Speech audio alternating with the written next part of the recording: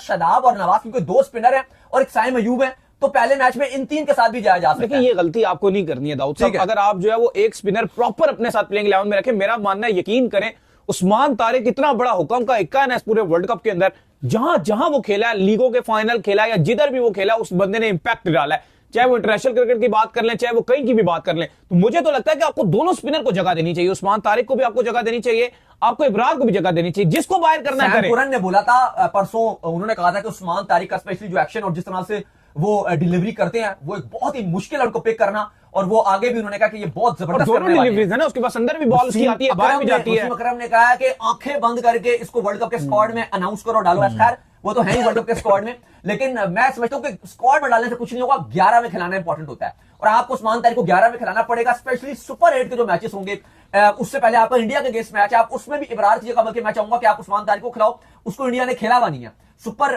जो आपका 8 है, आपके ग्रुप में 4 टीमें होंगी, आपको मिला के जो 4 के 2 ग्रुप होंगे, वहां भी आपकी टफ टीम्स होगी, वहां भी आप उस्मान तारिक को खिलाओगे। श्रीलंकन कंडीशन में वैसे भी इस तरह के बॉलर बड़ा काम आते हैं, लेकिन अली साहब जो प्लेइंग 11 बनने जा रही है कल के लिए, वो कुछ इस तरह से नजर आ रही है कि ओपनर तो लगभग नजर आ रही है कि वही आपके जा रहे हैं। साहिबजादा फरहान के साथ साइम अयूब ओपनिंग करेगा कल, तो ओपनिंग जो जोड़ी है सलामी बल्लेबाजी पाकिस्तान की, वो साइम अयूब और साहिबजादा फरहान ही संभालेंगे। उम्मीद करते हैं, वैसे तो कल कोई इतना बड़ा मैच नहीं है, ये शायद रन भी बना दे साइम अयूब, लेकिन हम चाहेंगे कि यार आप बड़े मैचेस में जब आपके वर्ल्ड कप शुरू होगा उसमें भी आप करके दिखाओ, क्योंकि एशिया कप में आपका बहुत फेलियर रहा था विद द बैट।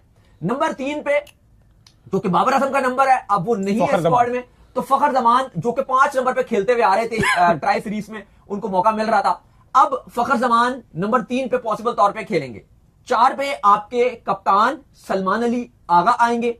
5 पे अब आप एक विकेट कीपर खिलाओगे। अब देखो आज भी इसको कंफर्म नहीं किया गया जो आपकी कप्तान है और टीम मैनेजमेंट की तरफ से, क्या हम ख्वाजा नाफे को कल डेब्यू करवा रहे हैं या हम उनको नहीं करवा रहे हैं, हम उस्मान खान के साथ जाएंगे, क्योंकि ख्वाजा नाफे का जो नंबर है ना एक्चुअल में, वो आ रहा है मसला अब्दुल समद वाला, वहां पर अब्दुल समद खेले, लेकिन अब एक और मसला भी है ना, शायद पॉसिबल है वो शदाब खेल रहे। अब ये 3 नाम ऐसे हैं जो फंसे हुए, एक आपका अब्दुल समद, एक आपका ख्वाजा नाफे, एक आपका शदाब, और ऐसा लग रहा है कि शदाब को अपने कंफर्म प्लेइंग 11 में जगह देनी है, और अगर ख्वाजा नाफे खेलते हैं तो फिर आपको उस्मान खान को बाहर करना पड़ेगा। शदाब के साथ ज्यादा से ज्यादा ये होगा कि छठा नहीं, अब्दुल समद तो बाहर ही बाहर लग रहे हैं मुझे, अब्दुल समद नहीं मुझे प्लेइंग, लेकिन हो सकता है उनके साथ भी हो सकता है। आप देखो मैं आपको बताता हूं, नहीं, ये जो मुझे ये हो सकता है अगर इन्होंने अब्दुल समद को खिला दिया तो इस तरह से कुछ करेंगे कि नंबर 5 पे नाफे या उस्मान खान में से एक आ गया, 6 पे खिला देंगे अब्दुल समद को, फिर 7वें पे खिला देंगे शदाब, 8वें पे खिला देंगे फहीम, 9-10 पे आपके आगे 2 फास्ट बॉलर। तो स्पिनर का क्या करोगे? और फिर अब ये मसला आएगा कि स्पिनर मुझे लगता है कि ड्रॉप कर देंगे। हाँ, तो फिर ये भी तो मसला है ना। नहीं, मैं आपको बता रहा हूं क्योंकि जो कल की कंडीशंस नजर आ रही हैं थोड़ी सी ओवरकास्ट है, तो इनकी ये सोच है कि जब शदाब आ गए हैं तो वो भी बॉल कर सकते हैं, नवाज भी बॉल कर सकते हैं, तो ये 7वें पे शदाब को डाल देंगे, 8वें पे नवाज को डाल देंगे, 9वें पे ये फहीम अशरफ को डाल देंगे, 10वें पे नसीम शाह को डाल देंगे और 11वें पे सलमान मिर्जा को। और दूसरा जो वेदर के हवाले से आप लोग लगातार पूछ रहे हैं, तो वेदर का ये सिचुएशन है कि सुबह के टाइम तो वहां पर बारिश है लेकिन हल्की है, और जब मैच स्टार्ट होगा उस टाइम के ऊपर जो वहां पर बारिश नहीं है।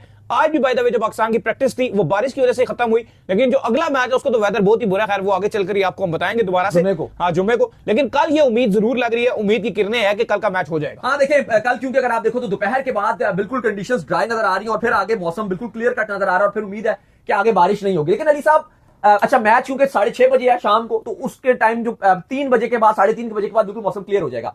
लेकिन अभी प्लेइंग 11 पर थोड़ी सी बात करनी पड़ेगी, क्योंकि हम वही बात कर रहे हैं कि अगर आप वर्ल्ड कप की तैयारी कर रहे हो तो आप ऐसा नहीं कर सकते कि आप अपना जो इब्रार या उस्मान तारिक है दोनों को आप ड्रॉप कर रहे हो, एक आपको खिलाना पड़ेगा। अगर आपकी सोच ये है ना कि आप 2 फास्ट बॉलर खिला रहे हो, थोड़ी सी एक सोच रहती है कि यार बैटिंग हमारी एंड तक होनी चाहिए, बैटिंग थोड़ी लंबी होनी चाहिए। मुझे लगता है कि फिर बेशक आप फहीम अशरफ को भी ड्रॉप कर सकते हो, उसमें कोई बुराई नहीं है, लेकिन फिर बात सोच कि ये कि यार हम 3 फास्ट बॉलर चाह रहे हैं, फहीम अशरफ तो बीपीएल में लीडिंग विकेट टेकर चल रहे हैं, अब उस सूरत में फिर आपको जो एक बैटिंग स्लॉट है उसकी आपको कुर्बानी देनी पड़ेगी। फिर आप यही करोगे कि नंबर 5 पे अपना विकेट कीपर रख लो, नंबर 6 पे आप शदाब को रख लो, 7 पे आप नवाज को रख लो, 8 पे आप फहीम अशरफ को रख लो, 9 पे नसीम, 10 पे सलमान मिर्जा और 11 पे आप उस्मान तारिक को रख लो, या अगर आप इब्रार को खिला रहे हो। मुझे लगता है दोनों को इकट्ठे खिलाओ यार। चलो अभी देखना चाहता हूं मैं। अभी तो खैर नामुमकिन सी बात है ना, क्योंकि अभी तो कंडीशन भी उस तरह की है। ये हम ये बोल सकते हैं कि अगर आप चलो दूसरे मैचेस खेल रहे हो, जब आप अभी नहीं खिलाओगे ना, जब आप अभी नहीं खिलाओगे फिर आप उन कंडीशंस में दोबारा भी नहीं खिलाओगे।